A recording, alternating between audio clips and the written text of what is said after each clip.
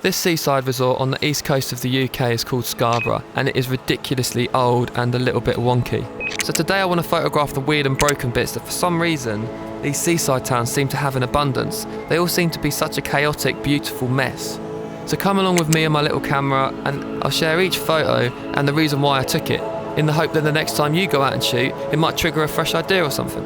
And also, if you think I've missed a frame, I'd be really interested to hear your ideas, so chuck it in the comments.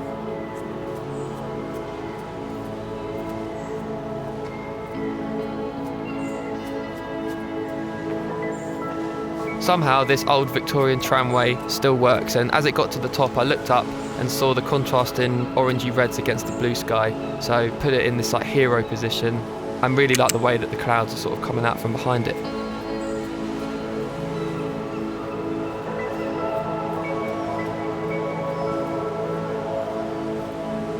This is a bit more of like an abstract frame. There's not really much of like an interesting subject. I just love this little blue rectangle hiding in sort of yellowy beigey doorway.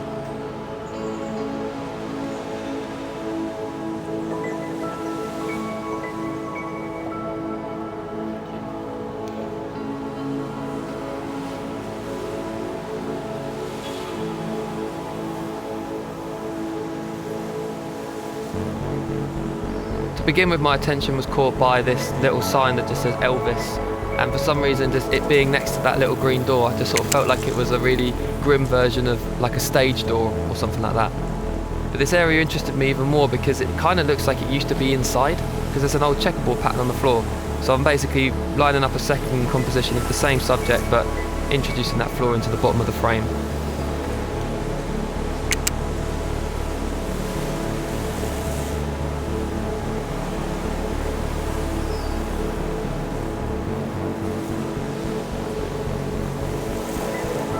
I don't know about you, but there's something about most modern cars that I just don't like the look of.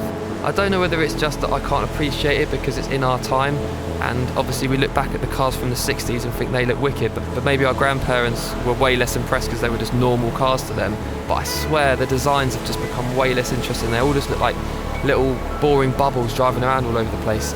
So I skipped the main seafront because there were so many people and so many cars, and I've come straight to the old harbour area.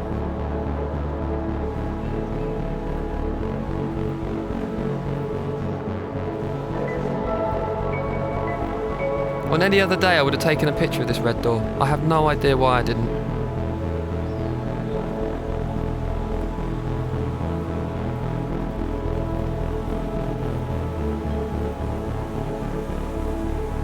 I'm going to be honest, this isn't my best photograph ever, and it's a bit of a standard composition. I really wanted to get closer to try and get a more interesting frame, but there was a gate that was stopping me from getting any closer.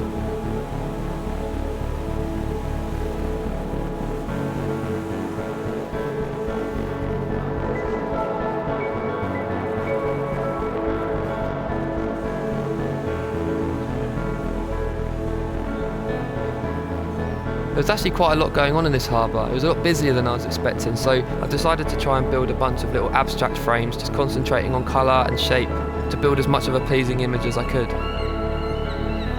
So with that in mind, I found this bright orange buoy next to a contrasting blue boat.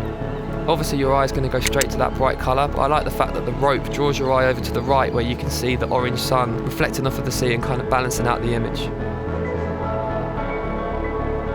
Here I was just wondering what that weird piece of green string is, and kind of like that it matched the sign next to it. Then tried to almost border it with that yellow L shape.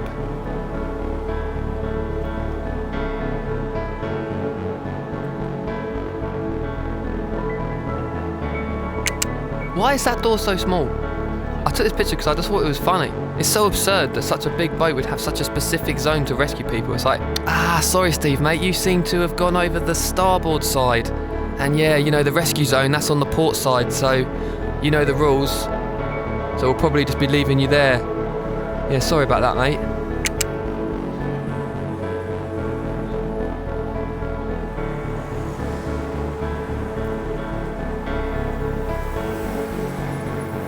This was an attempt at some basic layering, having that boat in the foreground with the orange roof and orange buoy balanced out nicely with the orange boat in the background, but to be honest, I don't think it's worked. I think it's a bit busy and cluttered. You can't win them all.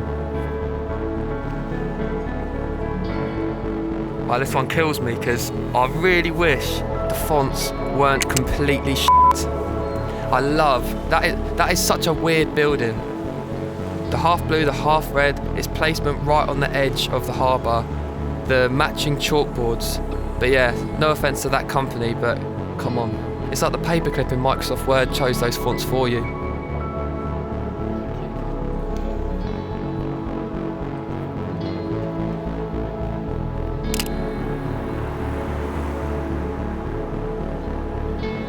I don't know what it is about it, but for some reason I completely fell in love with this building. I cheated a little bit by desaturating the yellows, making the wall a bit cleaner, exaggerating the contrast between the red features and the wall.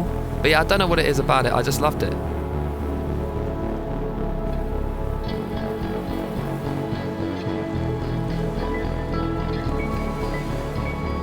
This is my favourite shot out of the two of this building, mainly because the light's coming from slightly behind, so it makes the building appear more three-dimensional. I also love the yellow square coming from the sign on the floor.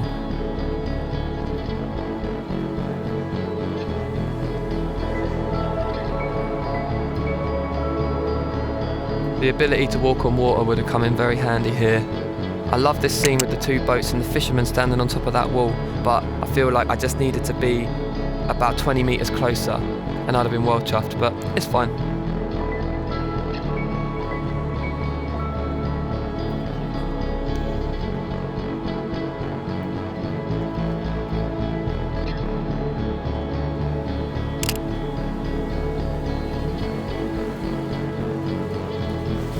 This is a weird scene. I couldn't work out what its purpose was, but I spotted this little tunnel with the waves breaking through it, so framed up quite a formal dead-on composition so you could see all the way through.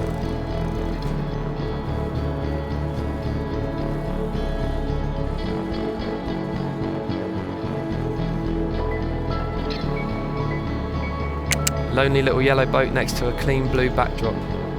That was all the thought that went into this one.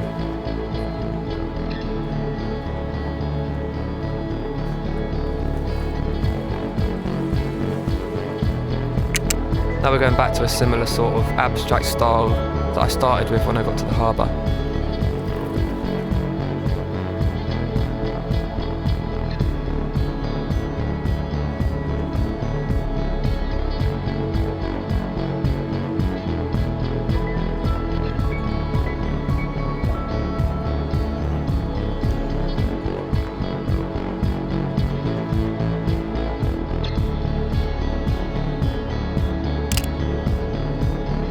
Similar to the shots of the orange boat and the one with the fisherman standing on the wall. I like the subject matter, but for me it's way too busy and cluttered. But this one I'm really happy with.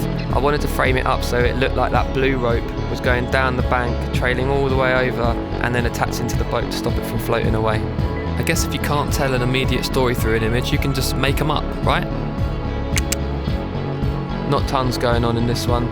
Just wanted to make sure that the black railing wasn't cutting through the clouds too much.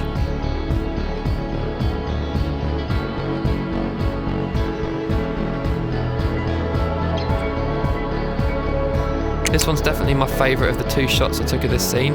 From a technical point of view, I think the lighting's a bit better. But also I think it asks a question. But where do those stairs go? I mean, obviously you know where they go on top of a wall. But when you're just looking at the photo, maybe it makes you think something. They remind me of the stairs at the end of the Truman Show.